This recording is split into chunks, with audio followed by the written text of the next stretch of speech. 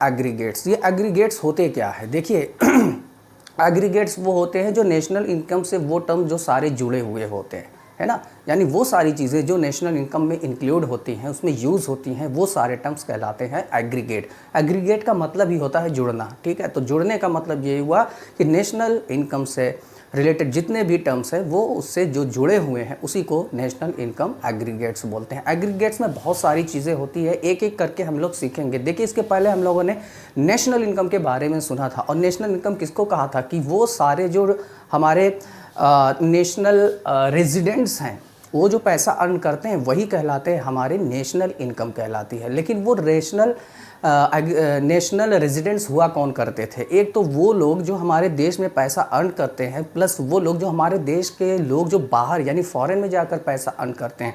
ये दोनों कमाई जो होती है वही हमारी नेशनल इनकम होती है। लेकिन अब हम बात नेशनल इनकम की आज नहीं करेंगे, आज हम बात करेंगे डोमेस्टिक इनकम में। डोमेस्टिक नाम से पता चलता है कि वो इनकम जो हमारे देश के अंदर कमाई जाती है वही कहलाती है आपकी डोमेस्टिक इनकम।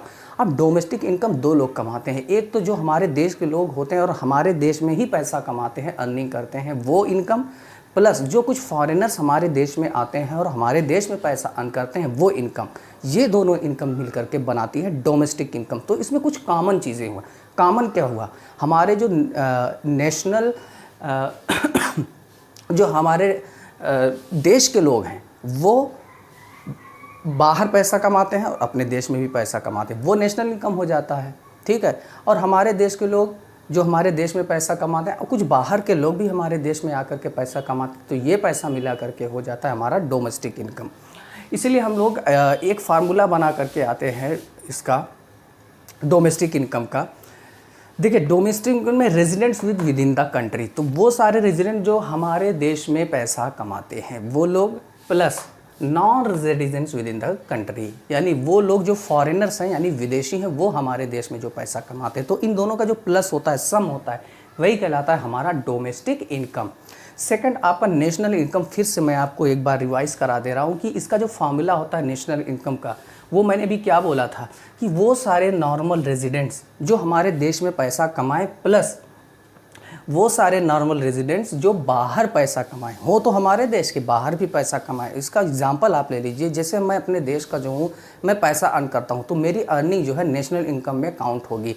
और मेरे घर में कोई विदेश में रहता है तो वो पैसा भेजेगा देश में अपने इंडिया में, तो वो भी पैसा कहीं ना कहीं इंडिया के काम आएगा। या फॉरेन करेंसी भेजेगा तो फॉरेन करेंसी अपने देश की करेंसी को स्ट्रॉन्ग करेगा, तो वो भी पैसा घुरूमप होगा, तो वो भी हमारा जो है नेशनल इनकम में काउंट हो जाता है। इसीलिए normal residents with in the country plus normal residents out of the country, तो ये नेशनल इनकम का हो गया। अब देखिए, अब बात आती है कि डोमेस्टिक इनकम में देखिए और नेशनल इनकम में दो चीज़ें कॉमन है। क्या कॉमन है वो देख लीजिए।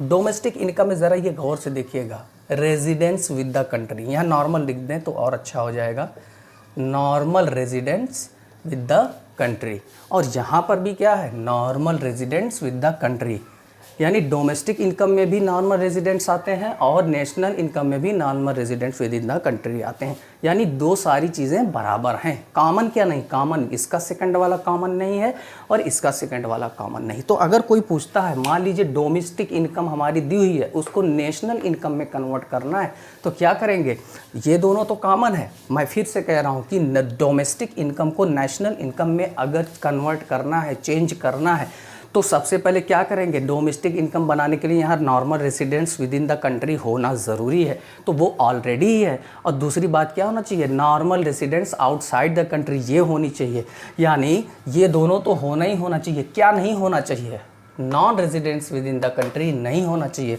तो इसमें क्या करेंगे, मैं इसको अगर छिपा लूँ, नीचे वाले को अगर मैं देखिए ऐसे छिपा लूँ तो normal residents with in the country है और मुझे क्या नहीं चाहिए, non residents with in the country नहीं चाहिए, तो इसमें से माइनस कर देंगे non residents with in the country. और चाहिए क्या बनाने के लिए, ये सेकंड वाला चाहिए, तो इसको ला करके प्लस कर देंगे तो अपने यहाँ फार्मूला बन करके तैयार हो जाएगा, यानी डोमेस्टिक इनकम नेशनल इनकम में कन्वर्ट हो जाएगी ऑटोमेटिकली।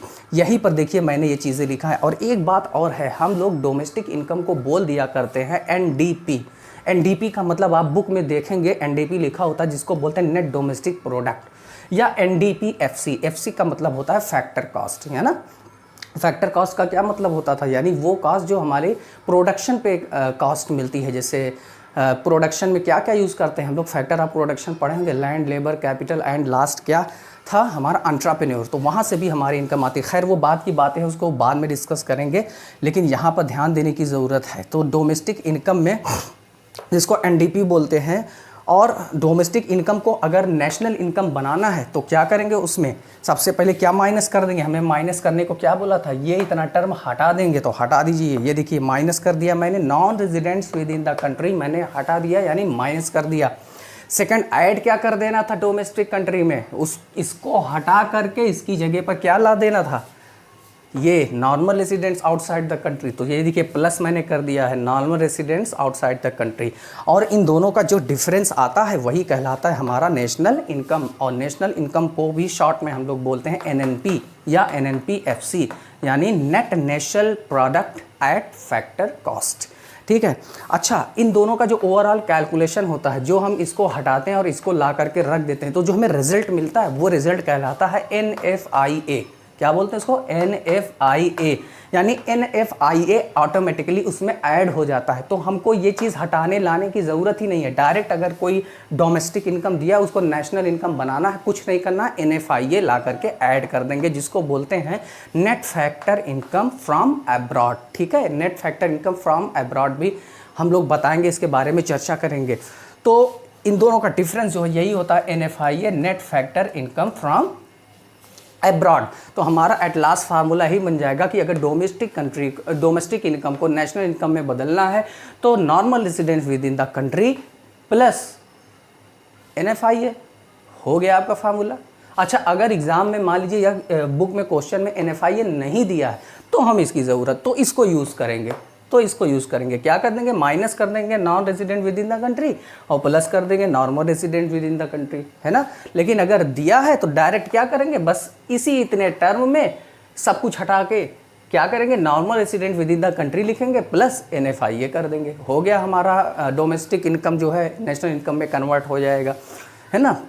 तो इतना हम लोगों को करना है। अब आज कुछ टर्म्स ऐसे देखेंगे कि बहुत सारे जो इसके एग्रीगेट्स हैं, इससे रिलेटेड जो भी टर्म है नेशनल इनकम के, उसका कन्वर्जन डिफरेंट फॉर्म में कैसे होता है, उसके बारे में चलिए हम लोग स्टडी करते हैं। आइए देखते हैं। तो अब हमको ये चर्चा करना था कि नेशनल इनकम और रिलेटेड एग्रीगेट्स में कुछ ऐसे टर्म्स जिसको अलग अलग टर्म्स में कन्वर्ट करना है, वो मैंने आपको यहाँ पर 2 हिस्से में दिया है और अलग अलग हिस्से को मैं समझाना शुरू करूँगा। सबसे पहले देखिए 2 वर्ड आते हैं, एक तो ग्रॉस आता है, एक नेट होता है। देखिए ग्रॉस का मतलब क्या होता है, ग्रॉस का मतलब होता है टोटल और नेट का मतलब भी होता है टोटल।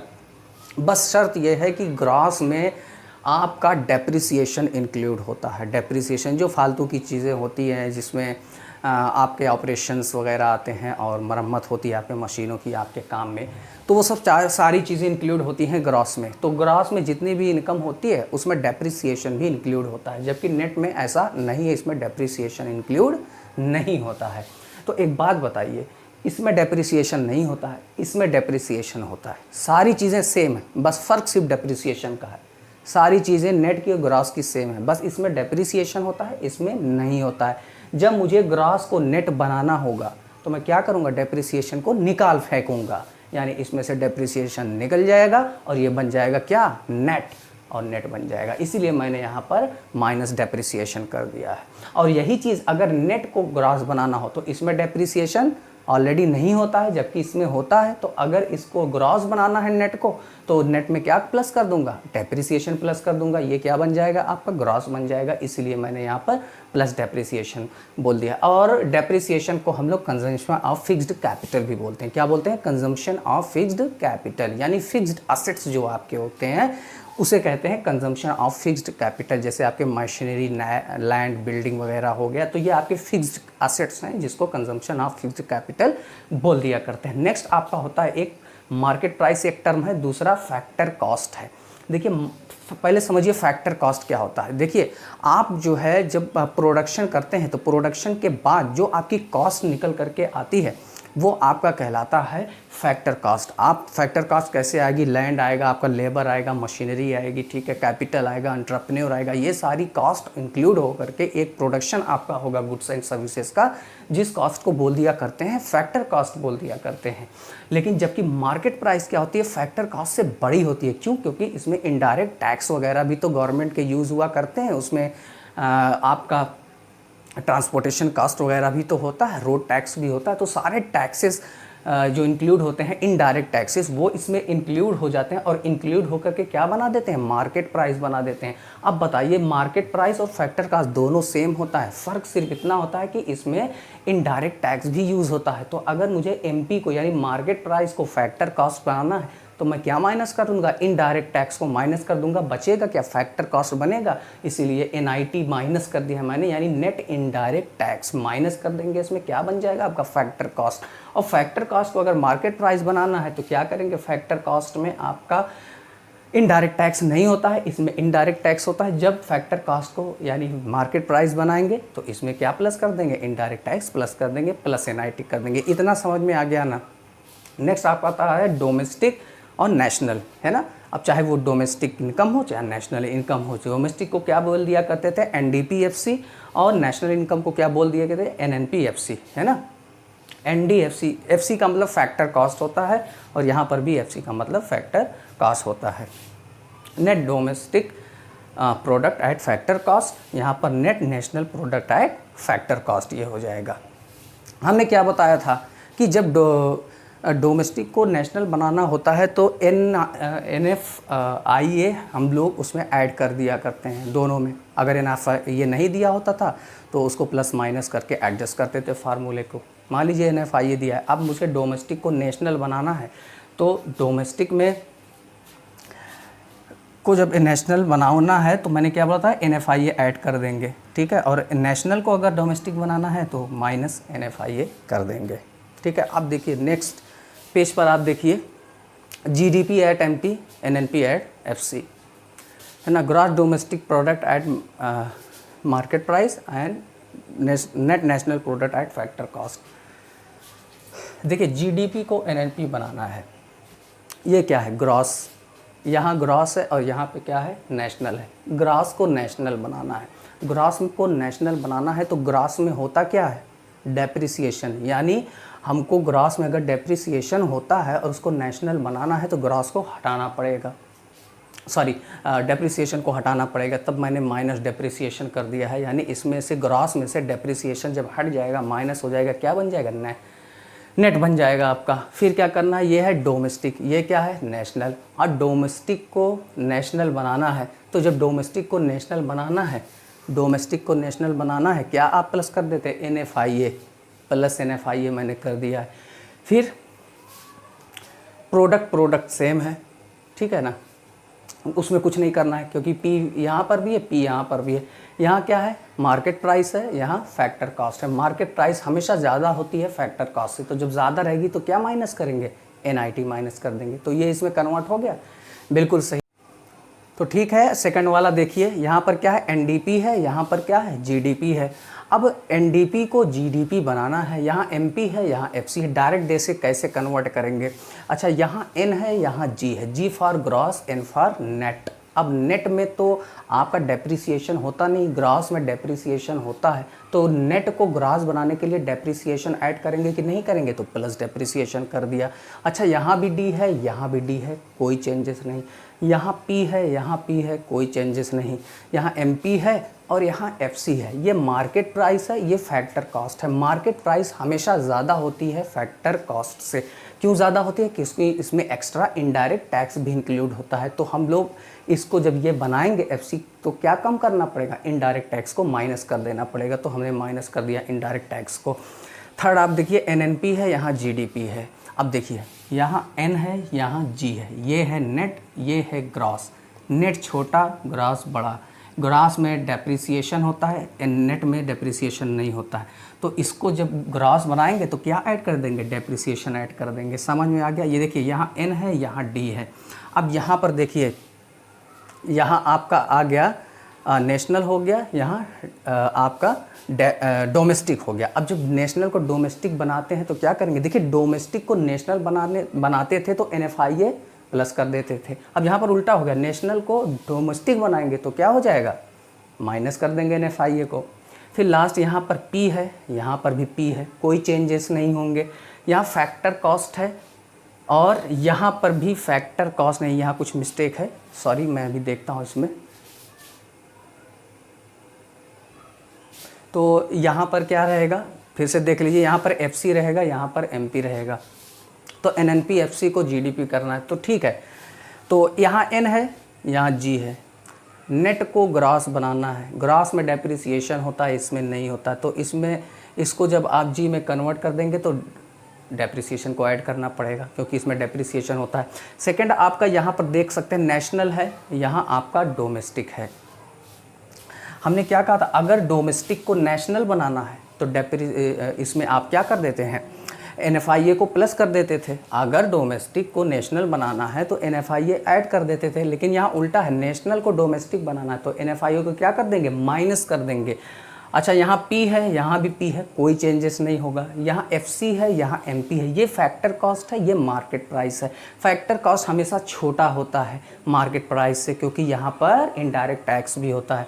तो इसमें इनडायरेक्ट टैक्स जब इंक्लूड करेंगे तभी MP बन पाएगा। तो इसमें क्या, इनडायरेक्ट टैक्स को प्लस कर देंगे, यानी NIT को प्लस कर देंगे। लास्ट में आप देख सकते हैं GNP को NNP बनाना है। देखिए यहाँ G है, यहाँ N है, यानी यहाँ ग्रॉस है, यहाँ नेट है। तो यहाँ डेप्रिसिएशन छुपा हुआ है तो डेप्रिसिएशन को हटाइए, डेप्रिसिएशन को हटा दिया। बाकी NN PP MP MP से में कुछ नहीं करना है। वही चीज़ यहाँ पर भी देख सकते हैं, NN NN ठीक है, PPC है। अब सिर्फ मार्केट प्राइस और फैक्टर कॉस्ट, यही बात है। यहाँ पर मार्केट प्राइस आपका है, यहाँ पर फैक्टर कॉस्ट है। अब MP को FC बनाना है।